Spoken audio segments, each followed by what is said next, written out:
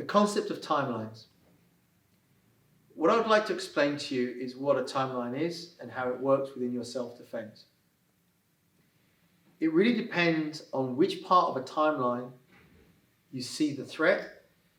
What that will do is that will inform your reaction and your response. The shorter the timeline, the less time you have to react. And a lot of martial arts, a lot of self-defenses, that's what they work around. They work around that last bit of the timeline.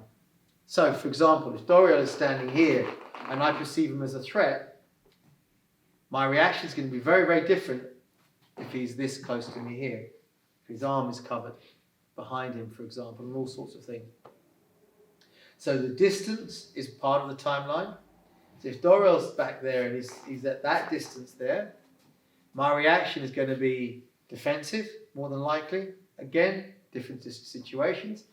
It's going to be able to see the threat, recognize the threat. I have more time to recognize the threat. So therefore, in theory, it should be easier to deal with.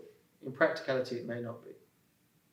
Whereas, if he's there, I'm not going to even have a chance to get into my stance. So for example, if he comes down with a 360 knife, boom, my strike and my block happened from a passive stance. I didn't have a chance to come into my fighting stance. So that is a timeline. And everything you do within our training will be informed by the timeline. The distance, the amount of time you have to react, and then the optimal defense based on the timeline.